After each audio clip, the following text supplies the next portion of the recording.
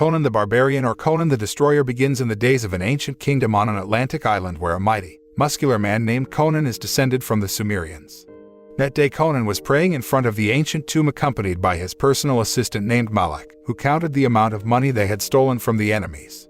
Shortly after, some hussars from the Atlantic kingdom came to surround Conan and catch him using a net. Fortunately, Conan can defeat them with his sword and great fighting ability.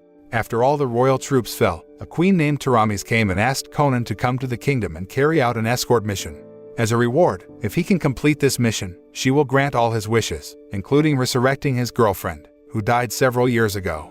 Hearing the offer, Conan immediately agreed to the request and joined Queen Taramis' troops to go to the Atlantic kingdom. When Conan arrives at the royal gates, many people call his name because he has been known as a great fighter for a long time and many people know his greatness. After arriving at the royal palace, Queen Taramis tells Conan that his mission this time is to escort Princess Jehnna, who will go on a journey to find a magic crystal. The magic crystal will later become the key to obtaining a magical cow horn that can be used to awaken a god who has extraordinary powers. Queen Taramis explained that the magic crystal could only be touched by a virgin girl with a certain birthmark, and Princess Jehnna had been prepared to undergo this god's resurrection ritual since she was born. The next day, Conan escorted Princess Jehnna along with Malak and Bombaata to the location where the magic crystal was stored. Bombaata is the personal bodyguard of Queen Taramis, who she sent to watch over Conan so that he doesn't steal the magic crystals they will get later. Bombaata was even ordered by Queen Taramis to kill Conan if they had obtained a magical cow horn that could resurrect a god. Before leaving the kingdom, Conan first approached one of his colleagues named Akiro to participate in the adventure journey. When he learns that Akiro is being captured by a group of cannibal tribesmen who want to make him for dinner, Conan immediately attacks the tribe and kills members of the tribe. At the same time, Malak helps Akiro by cutting the ropes in Akiro's body while nagging him because he was caught by the cannibal tribe. Seeing the strength and ferocity possessed by Conan, the remaining members of the cannibal tribe decided to run away and leave that place. Akiro is a shaman or sorcerer who can see and predict what will happen in the future. That's why Conan thinks that he can help a lot in this adventure with his magic abilities. After Akiro agreed to help Conan, they continued their journey through the desert until they arrived at a small village inhabited by a tribe of African American descent. In the village, there is a woman named Zula, who is accused of stealing other people's property that her feet are tied with chains, and she is surrounded by residents. Seeing this, Princess Jehnna ordered Conan to save Zula because the tribe would kill her if they didn't save her. Hearing this, Conan decided to help her by breaking the iron chain that bound her legs so that she could escape from that place. When Conan and the others are about to leave the village, Zula intends to follow Conan on this trip so that she can repay his kindness for saving her. Although initially she was detained by Bombaata and forbidden to follow them, Conan, who saw Zula's potential and abilities, decided to allow her to join this trip. After a long journey of several days, they finally arrived at a lake where the magic crystal was hidden. The magic crystal was located in a crystal castle in the middle of a lake guarded by a group of mighty monsters. Conan ordered them to rest first and start crossing the river towards the crystal castle the following day. That night, while Conan and the others were fast asleep, the leader of the castle guard monster Tothaman transformed into a bird to kidnap Princess Jehnna and bring her into the castle. The following day, Conan and the others seemed so shocked by the disappearance of Princess Jehnna that they started looking around to find her. Akiro, with his visionary ability, said Princess Jehnna had been kidnapped by a monster and taken to the crystal castle in the middle of the lake. After arriving at the lake, Conan and the others immediately entered the crystal castle through the path in the lake and climbed the stairs to the castle tower. While exploring the palace, Conan was suddenly trapped in a mirror room inhabited by a red-robed monster that appeared from inside the mirror. He immediately attacked the monster using his sword, but the attack was still not enough to defeat the strong monster. On the other hand, Akiro was still trying to open the mirror room door using his magic. After a fairly fierce battle, Conan finally found the monster's weakness by destroying all the mirrors in the room so that the monster began to crumble and turn into mirror shards. After that, Princess Jehnna, who was rescued, immediately took the magic crystal into the castle, making the castle begin to crumble, so they had to leave it immediately. On their way to the stone castle, they are suddenly intercepted and attacked by a mysterious force that intends to kidnap Princess Jehnna. Fortunately, Conan and the others could defeat the army easily with their sword strength and fighting ability. After the fight, Bombaata finally revealed that the troops were royal soldiers sent by Queen Taramis to kill Conan and his friends, because she did not want Conan to betray and steal the magic crystal. That night, they rested in a cave to rest because Zula was injured in the previous fight, and Malak helped her to treat the wound.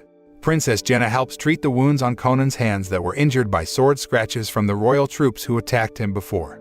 On that occasion, Conan told about his girlfriend, Valyria, who had died a few years before, and it seems he still loves her very much to this day. Shortly after they continued their journey, they finally arrived at a stone castle where the magic horn was hidden.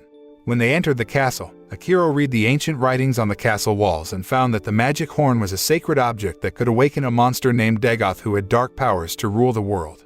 That means Queen Taramis has lied to Conan and the others by saying that the magic horn can resurrect a god.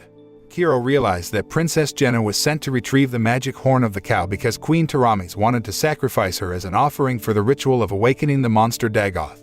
Knowing this, Akiro intended to warn the others, but Princess Jehnna had already placed the crystal in an ancient inscription that made the magic gate open. After the magic horn appeared, Princess Jehnna immediately took it and gave it to Bombaata. At the same time, Akiro tells Conan about everything he read from the castle walls where Princess Jehnna will be killed and sacrificed by Queen Taramis for the Dagoth resurrection ritual. However, Conan still doesn't believe him and invites everyone immediately to get out of there. When Conan and the others were about to leave the castle, they were confronted by a royal army from the enemy of Queen Taramis, who wanted to seize the magic horn so their kingdom could rule the world. The king explained that the person who was beside the monster Dagoth when it arose would gain the power to rule the world. Hearing this, Conan immediately threw a knife at him, and the fight began.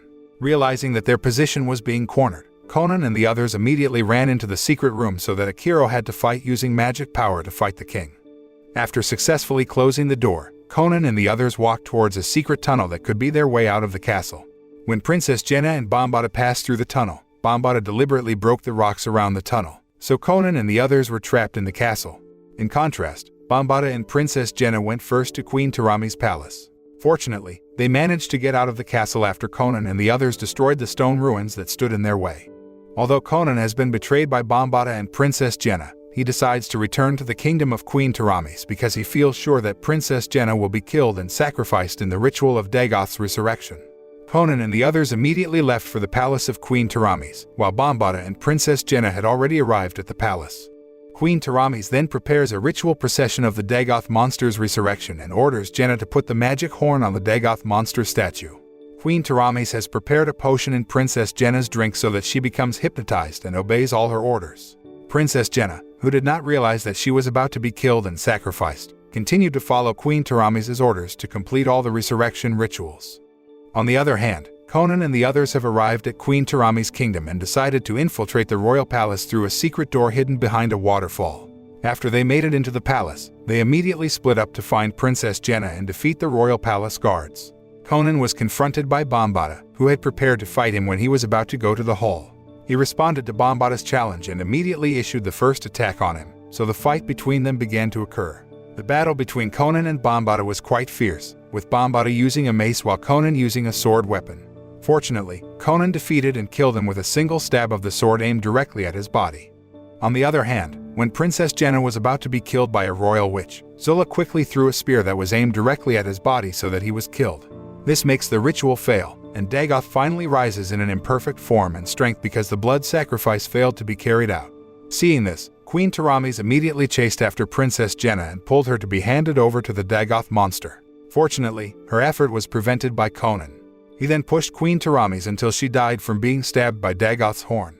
After that, Conan and Zula tried to attack and defeat the Dagoth monster with their sword and spear weapons. The battle becomes even more difficult as the Dagoth monster becomes stronger due to the dark power above the sky. Akiro then told Conan to cut off the magic horn from the Dagoth monster because the source of Dagoth's power was in the magic horn.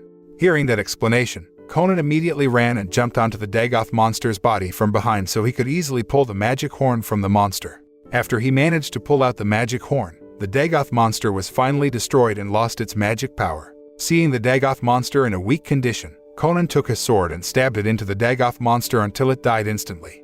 With the death of Queen Taramis, Princess Jehnna is finally appointed as the new queen of the ancient Atlantic kingdom by the royal officials and the people of the kingdom. Queen Jehnna asked Conan to stay in the palace because she wanted to make him the ancient Atlantic Royal Fighting Forces commander. But he refused the offer because he wanted to wander and build his own kingdom elsewhere. The moral that can be learned from this movie is to help people around us who are in trouble and need our help.